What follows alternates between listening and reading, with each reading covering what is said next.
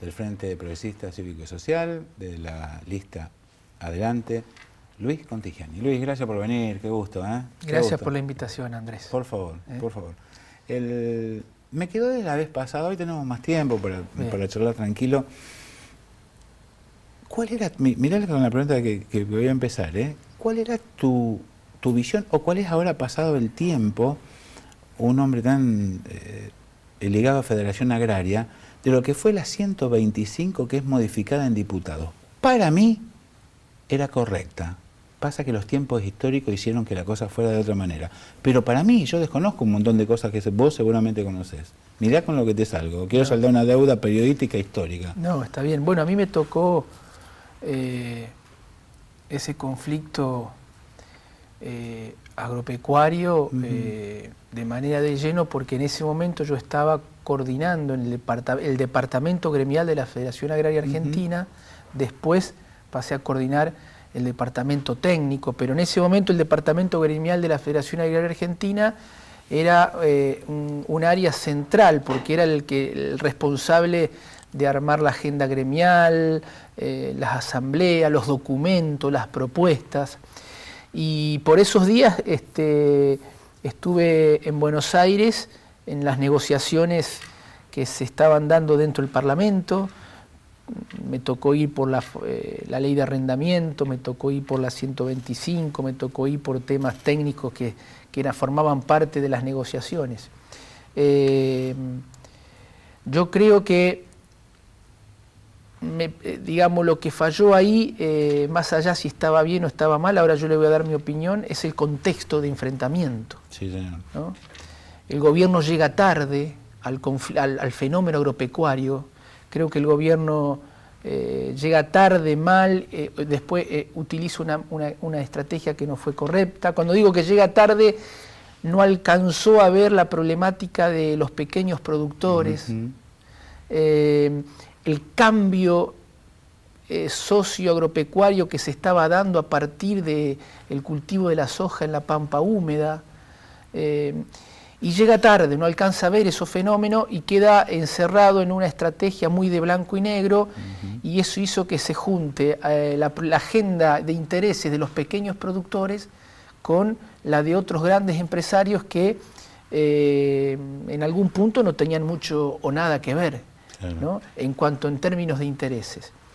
La 125 es una resolución que intentó establecer retenciones móviles, con algún pequeño error técnico que en su momento lo subsanaron, el ministro Lustó en su momento, ¿no? Pero intentaba seguir el ritmo de los precios FOB de la soja.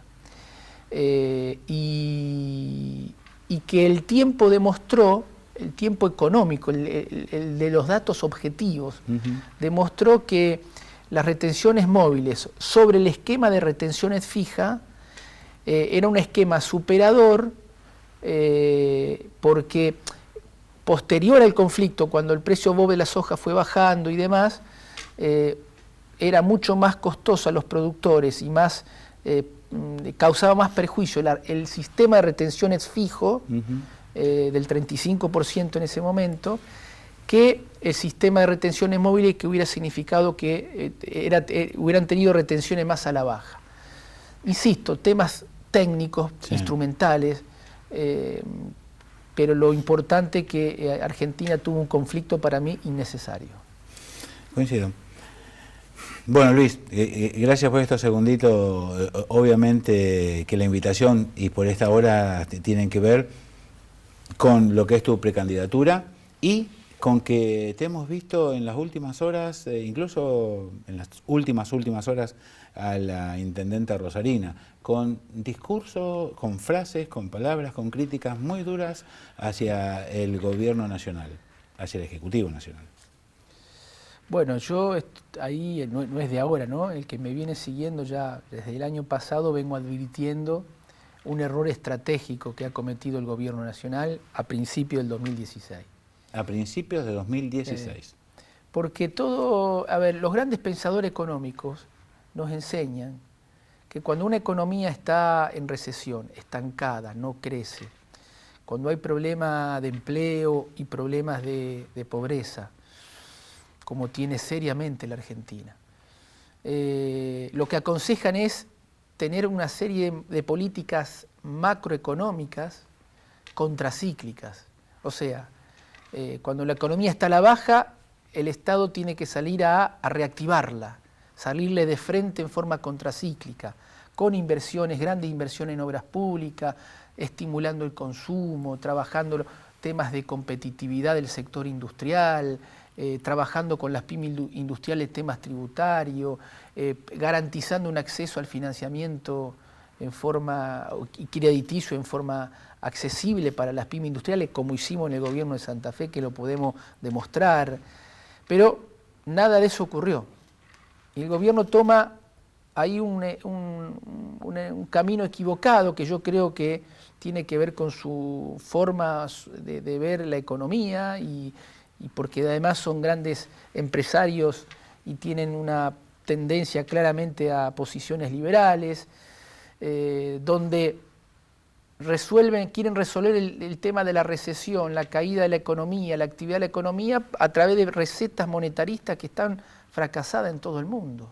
En el fondo, y utilizando palabras alfonsinistas, ¿no quieren, no pueden o no saben? ¿O una mezcla en distintos rubros? Yo creo que hay una tendencia de ver la economía a través del paradigma liberal o neoliberal y hay errores no forzados. Qué buena esa, errores no forzados. O sea, en el tenis sería una pelota que no necesariamente va afuera, pero que por pegarle mal va afuera. Exactamente, hay una combinación de las dos cosas. O sea, hay una sustancia ideológica, una manera de pensar en este gobierno en el campo económico claramente liberal, claramente favoreciendo a los sectores grandes empresariales, claramente creen en la teoría del derrame, que es otra gran ficción en el mundo, claramente creen que las inversiones externas por sí solas nos van a salvar, claramente creen que la inflación se va a resolver por el lado de estrategias monetaristas que generan una burbuja financiera subiendo la tasa de interés que termina siendo una ganancia y una gran fiesta financiera para poco, perjudicando a la mayoría de la Argentina, especialmente el mercado interno. Eso está como sustancia ideológica, pero también hay una serie de errores no forzados que han cometido en el medio. A ver, en el cuadro tarifario, tranquilamente podrían haber convocado el primer semestre del 2016 a un Consejo Económico y Social, como tiene el gobierno de Santa Fe funcionando en la provincia, a todos los sectores del trabajo y de los sectores empresariales, a los gobernadores de provincia y juntos definir un cronograma de actualización de tarifas que este país necesitaba y en una estrategia gradual que dé tiempo a los consumidores, a los trabajadores y a los empresarios y comerciantes del mercado interno a prepararse para una actualización de las tarifas retrasadas que tenía la Argentina. Bueno, nada de eso hicieron, resolvieron esto desde una visión tecnocrática, llevaron con una estrategia de shock los valores de las tarifas, valores de mercado, con aumentos del 1000% y en gas del 2000%, aunque después volvieron para atrás y quedó en el 500%, y eso produjo un cambio en la economía muy profunda, en los precios relativos, generó más inflación, contrajo mal la economía, abrieron la economía por otro lado, las importaciones un dato de la realidad. Entonces, en resumidas cuentas usted tiene una economía de mercado interno donde variable número uno, el empresario vende menos y el comerciante, porque no hay poder adquisitivo, no hay consumo. El poder adquisitivo perdió muchísimo capacidad de compra de productos frente a las empresas de servicio que son las grandes ganadoras. En segundo lugar, le aumentaron los costos de producción vía tarifas. O sea que el sector empresarial, pyme y comercial está perdiendo rentabilidad porque además no lo puede trasladar producto porque vende menos. Y en tercer, cuarto lugar, las importaciones.